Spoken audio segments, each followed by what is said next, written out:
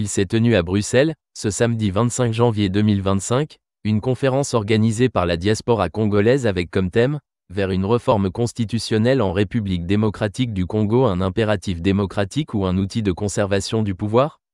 Plusieurs invités sont venus de Kinshasa, le professeur André Mebata et honorable Isaac Jean, Claude Tilumbayi. Premier vice-président de l'Assemblée nationale, en présence de l'ambassadeur du Congo en Belgique. Le programme a été perturbé suite à la situation à l'est du pays à cause de l'agression rwandaise et des terroristes du M23. Le vice-président du Parlement a ensuite démontré quelques réalisations du pouvoir du président Félix Tshisekedi, preuve du changement tant attendu par le peuple. Les Congolais rentrent chez eux parce que ce pays est devenu viable.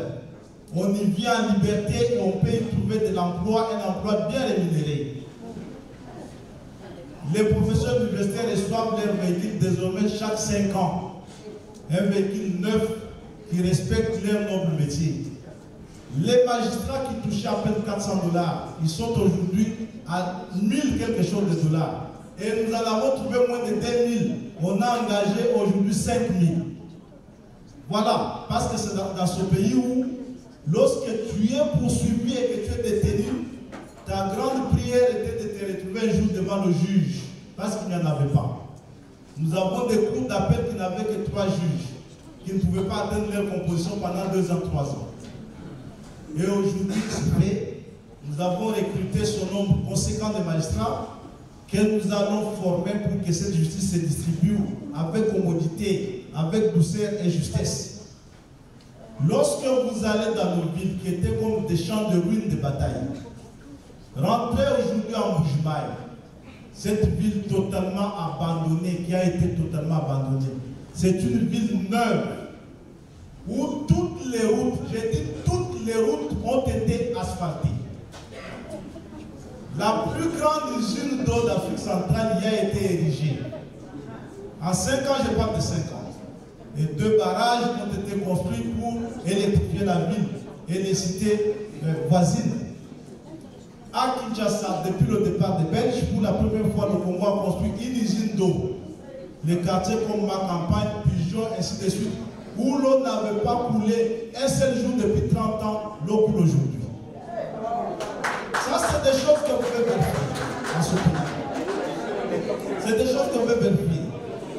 Le projet Tchilégel qui a été lancé, il est aujourd'hui à Kanana pour la voirie urbaine. Il est à Bounia pour la voirie urbaine. Il est à Kisangani pour la voirie urbaine. Il a été lancé à Issirou pour la voirie urbaine. Voilà, ça c'est des choses que nous sommes en train de faire pour le Congo. Et lorsque vous regardez, la seule route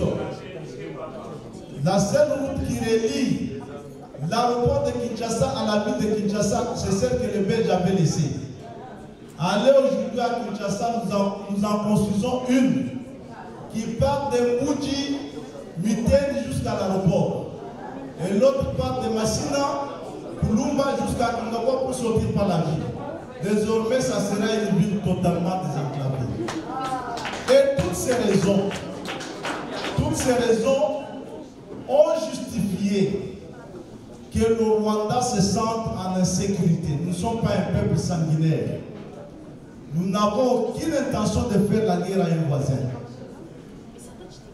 Le justificatif de la discrimination contre les Banyamulenge, contre les Tutsis congolais, a été élagué. Parce qu'on nous a prouvé que dans ce gouvernement congolais, nous avons des Tutsis qui rendent de très bons services à leur pays et qui n'ont pas besoin d'être protégés par un petit pays voisin. Et toutes ces choses ont été faites pour le Congo et seront encore faites. Lorsqu'on vous parle de la souveraineté, voici pourquoi aujourd'hui même ce fameux débat sur lequel nous allons revenir de la constitution de ce pays-là, une constitution que les gens ont rédigée chacun avec machette et baïonnette à main. Tu insères tel article, je reste.